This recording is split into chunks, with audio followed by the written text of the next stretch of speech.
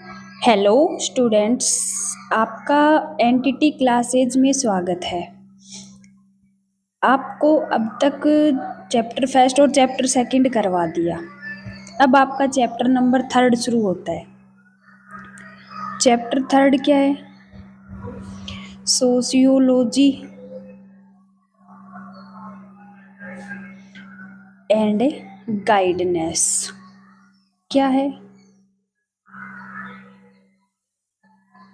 ठीक है, आपका चैप्टर नंबर थर्ड क्या है? समाज शास्त्र और निर्देशन। समाज शास्त्र और निर्देशन, ये आपके चैप्टर का नाम है। तो सबसे पहले हम समाज शास्त्र के बारे में पढ़ेंगे, फिर उसके निर्देशन से रिलेटेड चीज़ पढ़ेंगे। तो सबसे पहले अपने को ये समाज शास्त्र का पता होना चाहिए। समाज शास्त्र क्या चीज़ है? समाज और शास्त्र अलग अलग तोड़ के देखें इसको तो पूरा, अगर इसका सार्थक शाब्दिक शब्द देखें, शाब्दिक अर्थ देखें तो क्या होगा? समाज का विज्ञान। क्या बोलोगे इसको? समाज का विज्ञान। समाज का विज्ञान या समाज से रिलेटेड जो भी अध्ययन करते हैं अपन, उसको किस में शामिल करते हैं, किस में इंक्लूड करते हैं? समाज शास्त्र में इंक्लूड करते हैं। इसके अलावा क्या होगा? समाज शास्त्र में समाज और विभिन्न चरण उसके, यानी कि समाज को प्लस उसके जो भी विभिन्न चरण हैं अलग अलग प्रकार के, जितने चरणों में उसका विकास होता है, उसके विभिन्न चरणों को मिला के जो चीज़ों का अध्ययन करेंगे ना अपन, उसको क्या बोलेंगे? समाज शास्त्र बोलेंगे। ठीक है, अब ये समाज शास्त्र है, ये भी एक प्रकार का विषय है। जैसे कि देख के चलो, अपने अर्थशास्त्र हो गया,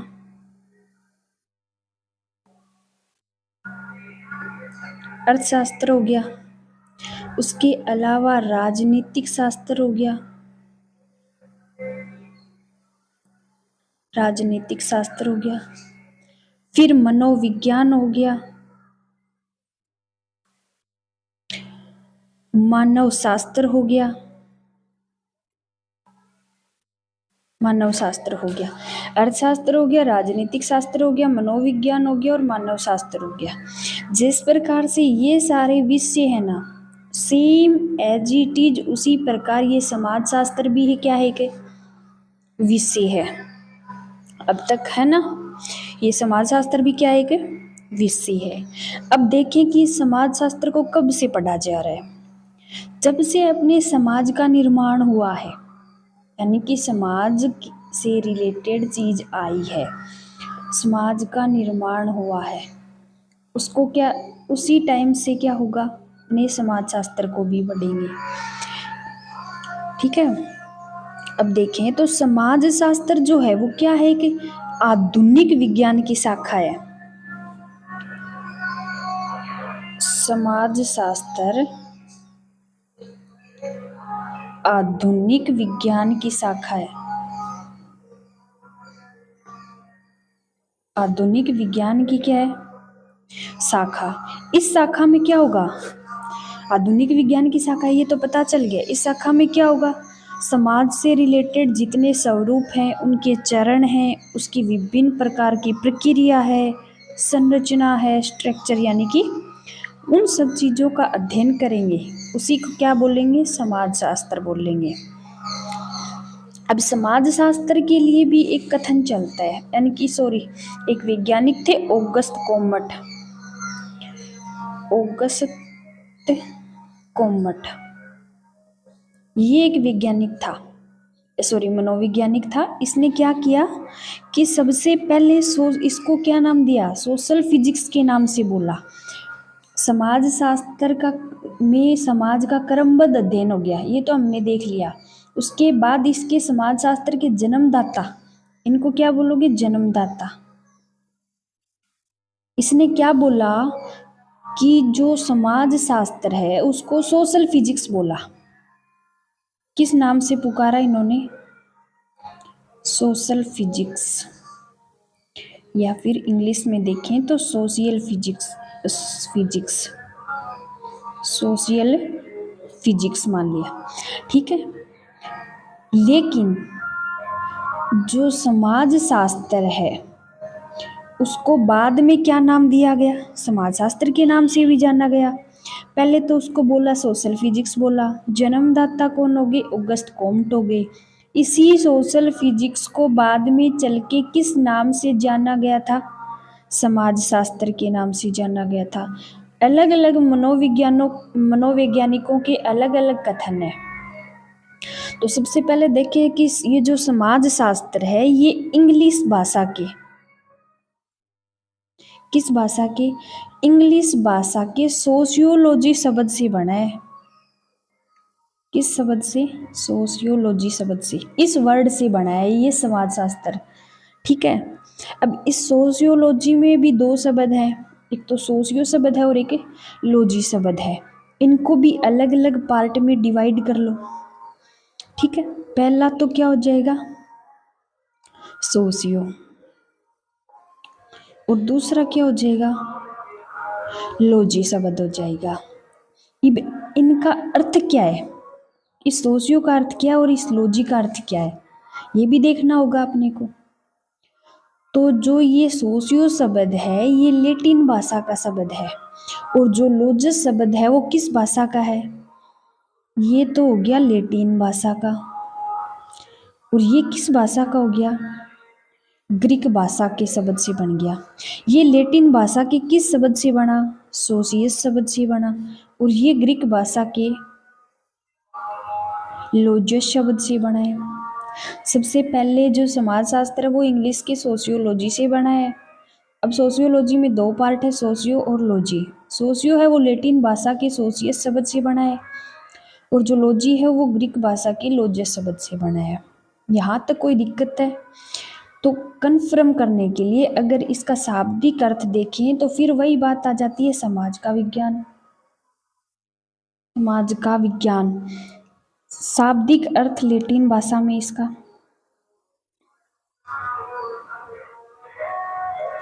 पूरा अगर देखें इसका पूरा मीनिंग क्या होगा, सोशियोलॉजी से बन गया क्या, समाजशास्त्र।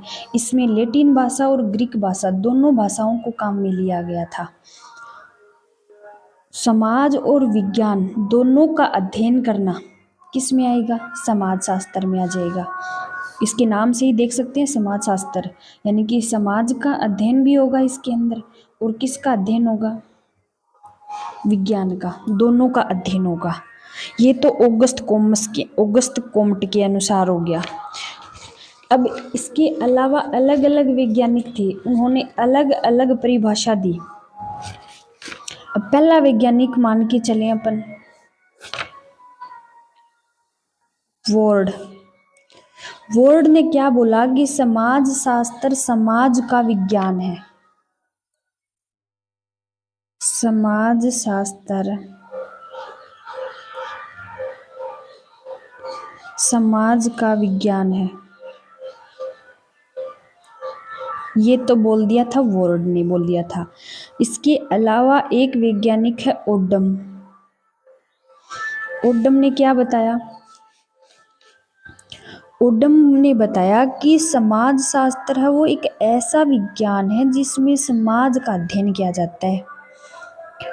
समाज शास्त्र ऐसा विषय है या विज्ञान है जिसमें समाज का क्या किया जाता है, अध्ययन, समाज का अध्ययन, ओडम के अनुसार। अब एक वैज्ञानिक आता है जिसबर्ट ने क्या बताया कि समाज शास्त्र है वो मूल रूप से समाज के विज्ञान के रूप में परिभाषित होता है। समाज शास्त्र मूलतः समाज के विज्ञान के रूप में परिभाषित होता है। ये परिभाषा किसने दी थी, जिसबर्ट ने दी थी, ठीक है। यहाँ तक हो गया क्लियर। अब देखें कि समाज शास्त्र का है वो सामाजिक संबंध क्या है। समाज शास्त्र का सामाजिक संबंध क्या है? यहां से देख लें अपन। समाज शास्त्र का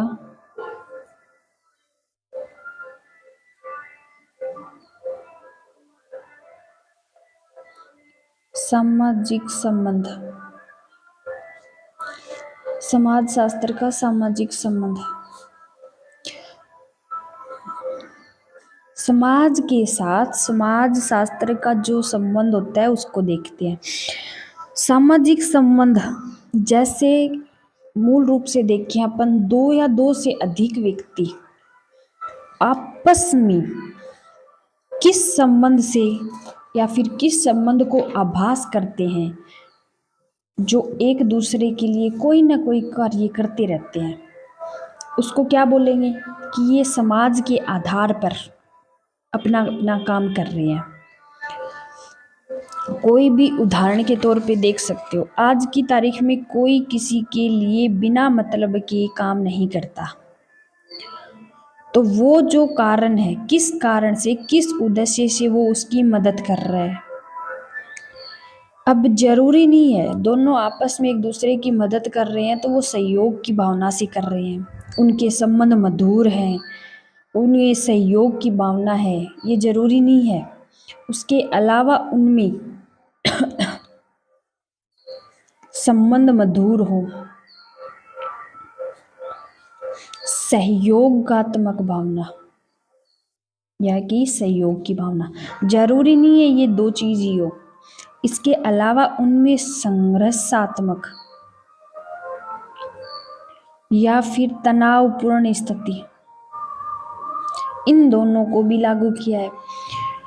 मान लो कि उसमें तनाव है और संघर्ष चाहता है वो, फिर उसकी मदद कर रहा है तो उसका उद्देश्य अलग हो गया। मान लो वो भाईचारे के हिसाब से उसकी मदद कर रहा है तो उसका उद्देश्य अलग हो गया। वो जिस भी उद्देश्य से उसकी मदद कर रहा है तो अपना जो समाज है वो इन दोनों प्रकार के संबंधों को मंजूरी देता है। ये नहीं कि सब सिर्फ मधुर मधुर, अपने यहाँ भी आसपास में देखें तो ये जरूरी नहीं है कि सारे के सारे व्यक्ति ही अपनी मदद वो सहयोग की भावना से करते हैं, ये कभी जरूरी नहीं होता। तो उसके अलावा वो जिस उद्देश्य से करते हैं ना मदद, वो समाज शास्त्र में मान ली। अब एक वैज्ञानिक है सीमेल। सीमेल ने क्या बताया, इसने एक परिभाषा बना दी अपनी कि जो समाज शास्त्र है ना वो मानव के अंतः संबंधों के स्वरूप का विज्ञान है। समाज शास्त्र मानवीय अंतः संबंधों के स्वरूपों का विज्ञान है। स्वरूपों का विज्ञान है। सीमेल के अनुसार समाज शास्त्र मानवीय अंतः संबंधों के स्वरूपों का विज्ञान है। ये बात आगे किसके अनुसार, सीमेल के अनुसार आ गई। अब समाज शास्त्र में अपने सामाजिक घटना भी आ गई, सामाजिक जीवन, उस जीवन में घटित होने वाली घटना आ गई, व्यवहार आ गया, और जितने भी अपन काम करते हैं वो, ये सारी चीजें किसके अंदर आती हैं, समाज शास्त्र के अंतर्गत आती है। अब एक वैज्ञानिक और आ गया, बेनेट। बेनेट के अनुसार क्या होता है कि समाज शास्त्र सामाजिक जीवन का जो ढांचा है, अपना स्ट्रक्चर है अपनी, उसका विज्ञान है, उसके काम का विज्ञान है। सामाजिक जीवन के ढांचे और कार्यों का विज्ञान है। ये किसने बता दिया, बेनेट ने बता दिया। समाज शास्त्र सामाजिक जीवन के जो स्ट्रक्चर है उससे रिलेटेड जो काम है उसका विज्ञान है। ये बात बताई थी बेनेट ने। सीमेल ने बताया था कि जो समाज शास्त्र है वो मानवीय अंतर संबंध यानी कि जितने भी उसके अंदर के जो संबंध है उनका जो स्वरूप है वो एक विज्ञान के रूप में दर्शाता है। ये बात सीमेल ने बता दी। अब जो समाज शास्त्र है वो अंतः क्रियाओं का अध्ययन है। ये कैसे प्रूफ होगा? अब कैसे देखेंगे कि समाज शास्त्र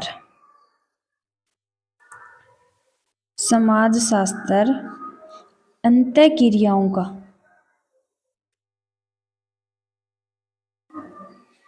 अध्ययन है।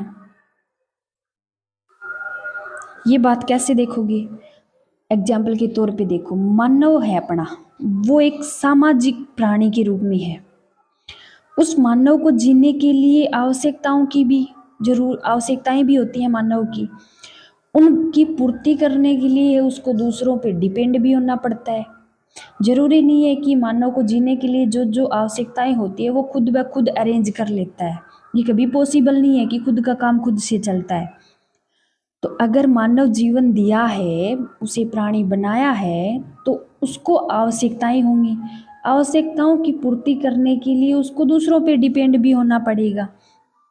यानी कि पैसे कमाने के लिए जॉब चाहिए, खाने के लिए खाना चाहिए, टाइम टू टाइम हर चीज़ चाहिएगी उसको, तो वो उसकी आवश्यकताएं होगी। और उन आवश्यकताओं की पूर्ति करने के लिए उसको कोई काम वगैरह चाहिएगा जिसके लिए वो दूसरों पे डिपेंड हो जाएगा।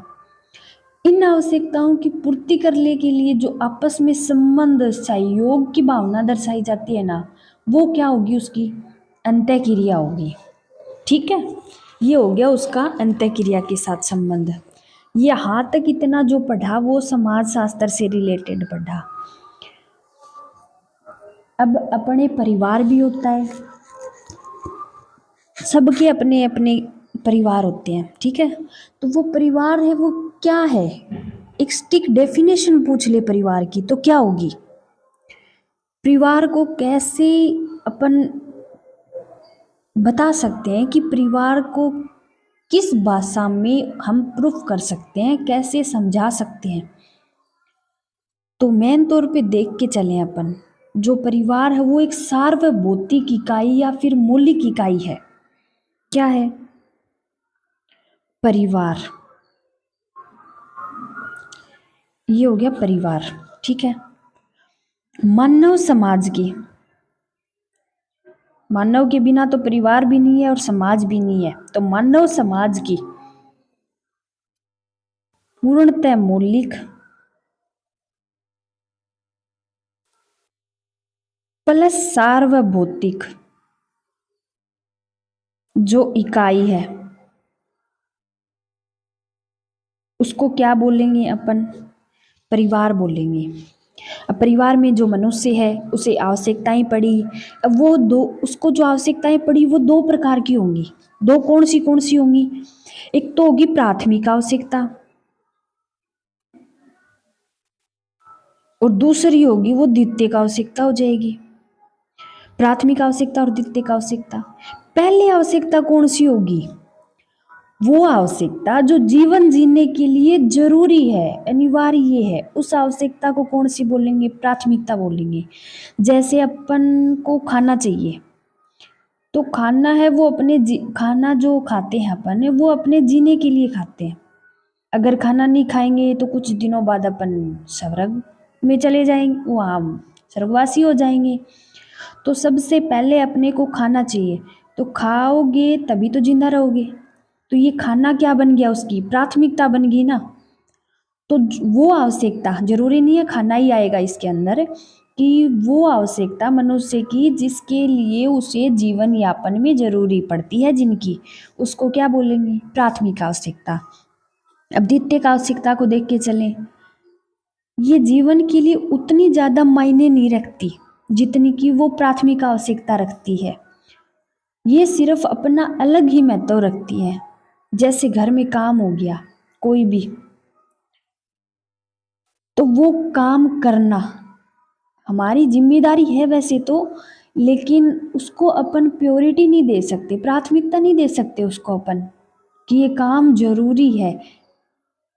कोई भी जैसे मान लो घर में लड़कियों से काम करवाते हैं, मम्मी है, मम्मी कर लेती है, उसके बाद अगर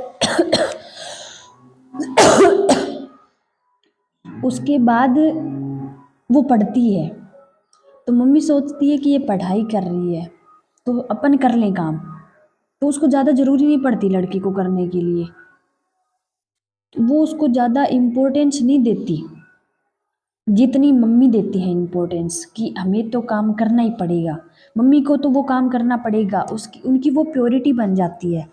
और अपन वो काम नहीं करेंगे क्योंकि हमें पता है मम्मी कर लेगी, तो वो क्या हो जाएगी, द्वितीयक हो जाएगी, द्वितीयक आवश्यकता हो जाएगी। और अपना जो परिवार है वो इन दोनों प्रकार की आवश्यकताओं के लिए मंजूरी देता है। अब एक वैज्ञानिक आया, चार्ल्स कुल्ले। चार्ल्स कुल्ले ने क्या बताया कि परिवार को प्राथमिक समूह माना, प्राथमिक समूह माना। सबसे पहले अपनी जो ब्रांच है वो क्या होगी, अपनी परिवार होगी। परिवार की सपोर्ट से हम कुछ भी कर सकते हैं, लेकिन अगर हमें परिवार की सपोर्ट नहीं मिली, अपने को अकेला महसूस हुआ, तो अपन कुछ भी नहीं कर सकते। और अगर परिवार साथ है तो अपन जो मर्जी वो काम कर सकते हैं, मतलब जो करना चाहिए, और जिसमें अपन अकेलापन फील करें, परिवार साथ देता है तो अपन वो काम आसानी से कर सकते हैं। अब ये जो परिवार है वो इंग्लिश भाषा की फैमिली से बना है, इंग्लिश भाषा की फैमिली से बना है। अब ये फैमिली का क्या शब्द है, ये फैमिली है वो लैटिन भाषा के, फैमिली है वो लैटिन भाषा के फेमस शब्द से बना है, फेमस शब्द से बना है लैटिन। पहले परिवार, परिवार है वो इंग्लिश भाषा की फैमिली शब्द से बना है, और फैमिली है वो लैटिन भाषा की फेमस शब्द से बना है। ये तो थी फैमिली से रिलेटेड। अब इस फैमिली की कुछ न कुछ विशेषताएं अपने सामने होंगी, वो विशेषताएं क्या होंगी वो देखेंगे। तो जो परिवार है उसमें सभी सदस्य, जितने भी सदस्य होते हैं, उनमें कोई ना कोई भावना जुड़ी रहती है आपस में, चाहे वो माता पिता हो, चाहे वो भाई बहन हो, चाहे पुत्र पुत्री हो, चाहे माता बेटी हो, या फिर चाहे पिता बेटा हो, कोई भी हो, आपस में उनमें कोई ना कोई भावना जुड़ी रहती है। तो वो किसकी विशेषता आ गई, एक परिवार की विशेषता आ गई। अपना जो परिवार है उसका आकार छोटा होता है, फिक्स होता है उसका आकार, हम अपनी इच्छा अनुसार कुछ भी नहीं कर सकते उसमें, ना तो किसी मेंबर को ऐड कर सकते हैं और ना ही किसी मेंबर को लॉस कर सकते हैं। वो गॉड की इच्छा से बढ़ोतरी होती है वो अलग बात है, लेकिन अपनी इच्छा अनुसार सब विवेक से कुछ नहीं कर सकते अपन उसमें। उसके बाद देखें तो जो अपना जन्म होता है, मानव का जो जन्म होता है वो परिवार में होता है अपनी, उसका जो विकास होता है वो भी परिवार में होता है। व्यक्ति की हर एक एक्टिविटी है वो सबसे पहले कहाँ होगी, परिवार में होगी। और देखना चाहे तो समाज की जो अपनी स्ट्रक्चर है, समाज की जो स्ट्रक्चर है वो किस पे डिपेंड है, फैमिली पे डिपेंड है, अपने परिवार पे डिपेंड है।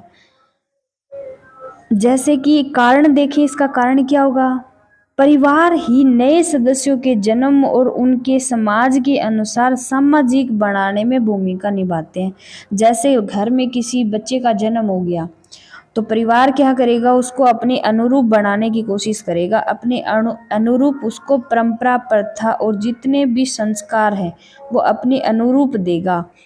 उनको खुली परमिशन, ओपन परमिशन नहीं दी जाती कि वो अपनी मर्जी से कुछ भी करे। जब तक वो घर में रहते हैं वो परिवार की नज़रों में उनके हिसाब से रहते हैं, थोड़ी सी उनको छूट मिलते ही वो अपने हिसाब से काम करना शुरू कर देते हैं, जिसके कारण वो संस्कारों से भटक जाते हैं और फैमिली की परंपराओं के खिलाफ हो जाते हैं वो चीज़ें। और देखें तो परिवार के जितने भी सदस्य हैं वो अपने अपने हिसाब से काम करते हैं, अपनी अपनी जिम्मेदारी निभाते हैं। किसी को कोई काम दे दिया तो वो अपने हिसाब से करेगा, किसी को कुछ दे दिया तो वो अपने हिसाब से करेगा, अपनी अपनी जिम्मेदारी को निभाते हैं। परिवार से हमें मनुष्य को क्या क्या मिलता है, परिवार से एक तो व्यवहार मिलता है, एजुकेशन मिलती है, धर्म का ज्ञान होता है, कर्तव्य यानी कि कर्तव्यों का पालन भी करना कहाँ से सीखता है? वो परिवार से। और भी समाज से रिलेटेड जितने तथ्य हैं वो सारे उसको कहाँ से मिलते हैं? परिवार से मिलते हैं। तो ये परिवार की जितनी भी थी वो सारी विशेषताएं हैं। जरूरी नहीं है परिवार की इतनी विशेषताएं हैं, और भी देख सकते हैं अपन उदाहरण के तौर पे। तो आज की क्लास में इतना ही, आगे का नेक्स्ट क्लास में। धन्यवाद।